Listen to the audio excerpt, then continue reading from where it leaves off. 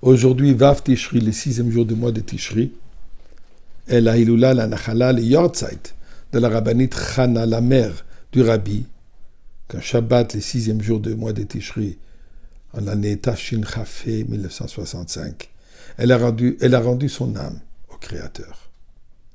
La Rebbetzin Chana était l'épouse de Reb Leivik, un des plus fameux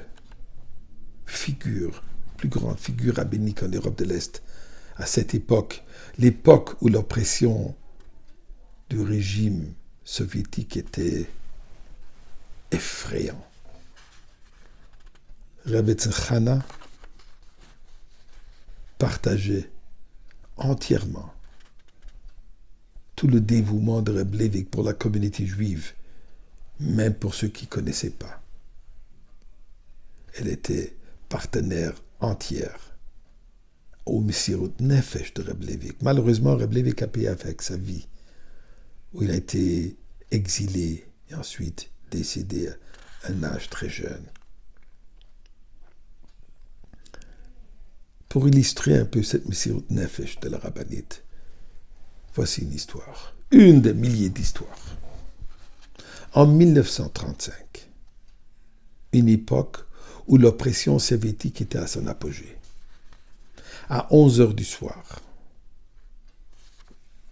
on entend frapper à la porte du foyer de Reb Leivik.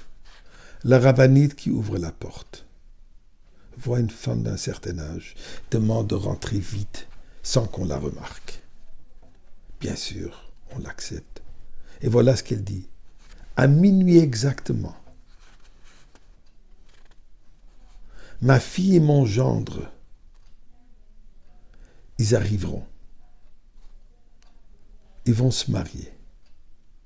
Ce n'est que dû à mon insistance qu'ils ont accepté de se marier un mariage religieux. Condition que ce sera que dans la maison de Reb Leivik, puisqu'ils font confiance au Reb Leivik et à vous, la rabbinite, pour votre discrétion totale. Il ne reste pas beaucoup de temps pour préparer cette choupa à 11h du soir. On ne parle pas d'un repas, mais on parle au moins d'un petit gâteau et d'une choupa. Et surtout, un minyan de 10 hommes. Eh bien, Reb Leivik a réussi à réunir 9 hommes. Il manque un 10e. Là, Reb Leivik dit, il y a un jeune homme qui habite dans notre immeuble, que lui, sa tâche dans cet immeuble est de me surveiller, d'assurer de rapporter aux autorités soviétiques, communistes, le va-et-vient ou les va-et-vient de ce qui se passe dans cet immeuble, surtout ce qui se passe dans l'appartement de Reb Leivik. Donc un rapporteur communiste. Mais malheureusement, juif. Reb Leivik fait appel à lui demande de monter. Minuit et demi. Il est effrayé. Il se pose la question, qu'est-ce qui se passe? Il arrive, et Reb Leivik lui dit, écoute, j'ai besoin d'un minyan pour une question religieuse, et tu es mon 10e. Il la laisse évanouir. Moi, mais vous savez très bien qui je suis, et qu'est-ce que je représente, et quelle est ma tâche, quelles sont mes obligations. Reb Leivik dit, malheureusement, je sais ce que tu fais. Et c'est malheureux que tu es tombé si bas de devenir un rapporteur contre la religion. Mais pour cet instant, je ne vois qu'une chose. Je ne vois que le fait que tu es juif et j'ai besoin de minyan. Et toi, tu seras mon minyan. Hésitant un tout petit peu, ensuite il dit oui, d'accord, je suis là. Il rentre et s'assure que toutes les fenêtres soient bien fermées. La rabbinite a préparé la choupa, une grande nappe où 4 hommes étaient pour des bâtons pour tenir la choupa. Habituellement, c'est la kala qui vient avec le visage voilé.